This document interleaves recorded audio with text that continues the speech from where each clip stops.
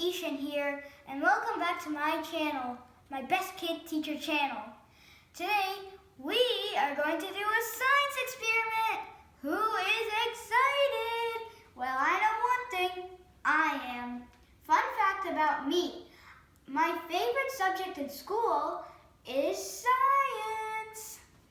Anyways, let's get on with the experiment. What we need is a non-peeled orange and a peeled orange.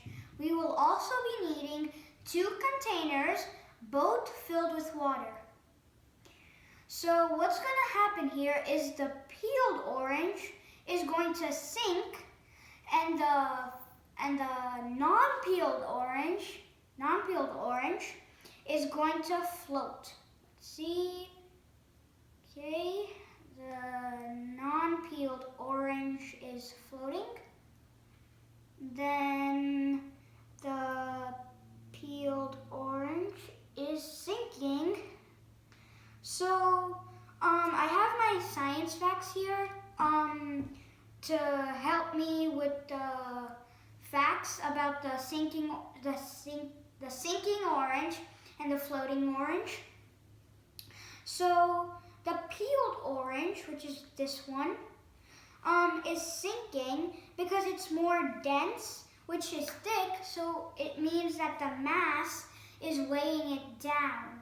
So that's the reason why the peeled orange is sinking. Now, the reason why the unpeeled orange is floating is because the skin is very porous and it's filled with tiny pockets of air, so that's why it can float.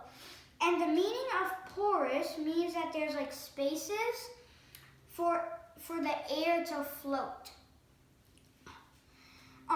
Some floating things that are apples, bananas, lemons, oranges, which we have here, and also pears.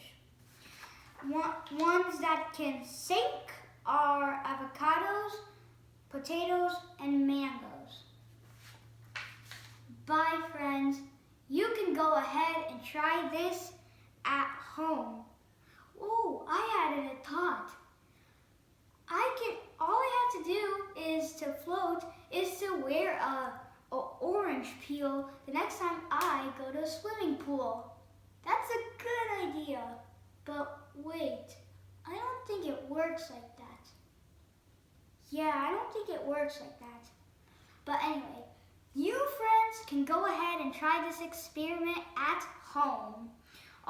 Remember, all you need is a non-peeled orange, a peeled orange, and 2 containers with water in both of them.